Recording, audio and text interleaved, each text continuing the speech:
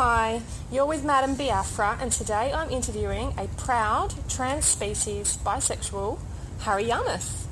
Harry is a bisexual trans squirrel. Welcome, Harry. Thanks for the interview. I always have plenty to say. You'll have to shut me up if we go over time. That's okay, I will. So, Harry, when did you decide to transition to squirrelhood? I think it began in childhood.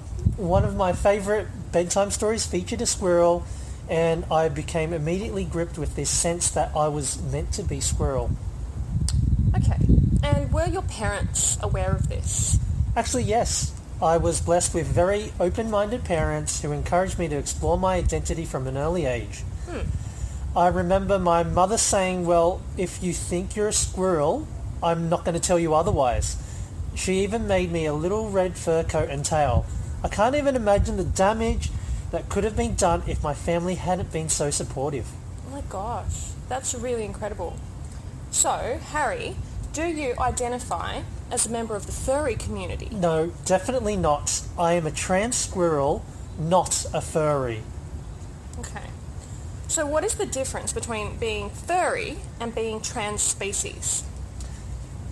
Furries have a fascination with furry animals and stuffed animals and enjoy dressing up as them. Okay. However, I live full-time as a squirrel. It's my life. It's my reality. I understand. Would you describe yourself, Harry, as otherkin? No, that's more of a spiritual calling, and it's offensive because it deliberately creates a sense of otherness. I am trans species, or just trans for short. Okay, so you're not otherkin. Now, can you give me a brief snapshot of your life as a squirrel? Sure, it was a gradual process. I went from wearing my squirrel suit after work to eventually quitting my job to go and live full-time in the trees with my brothers and sisters. So you live in a tree full-time? Yes, unless I'm giving interviews or doing activist work. Do many trans species people do this? Many are still transitioning. It can be expensive to support yourself in this lifestyle full-time. I had to squirrel away a lot of money in order to make my dreams a reality, much like any trans person saving up for surgery. Okay. I believe we should be supported by the government, even if it's a one-time payment to help with necessary expenses. I'm sorry. Why should the government support you when it's clearly something that you have chosen to do? But I haven't chosen it. It's essential to who I am. It's part of me. I can't escape it. So let's talk about other people who are trans species. I've heard about a high-profile example.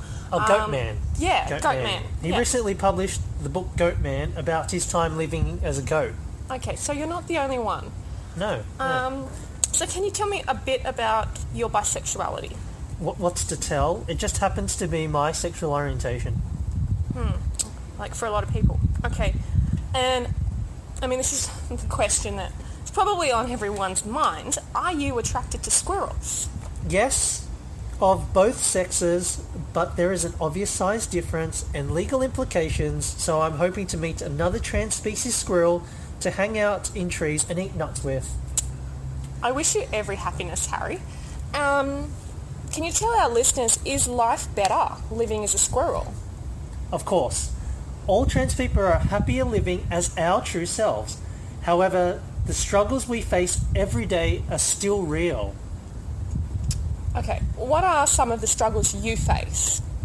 Well, personally, living in the trees in a public park, I've had rocks thrown at me. Feeding on the ground, I've been beaten up. I face the same struggles for acceptance as any trans person. I've been called a snowflake, and to those haters, I'd like to say that's an offensive term. Just you wait until someone transitions to becoming an actual snowflake, because it will happen.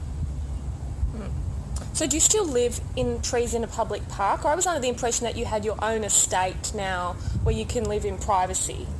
Once I was financially independent, the process began. But until then, I was so incredibly depressed that I was human. It grieved me every day that I wasn't out in the trees gathering nuts with my brothers and sisters. I would cry every night until that dream started to become a reality. That's amazing, Harry.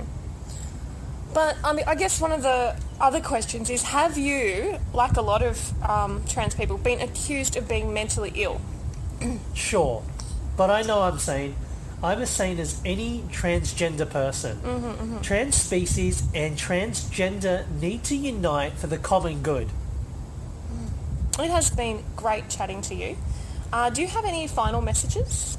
I think we need our own safe spaces for trans people and trans species creatures, and also for any animals that wish to transition to being human.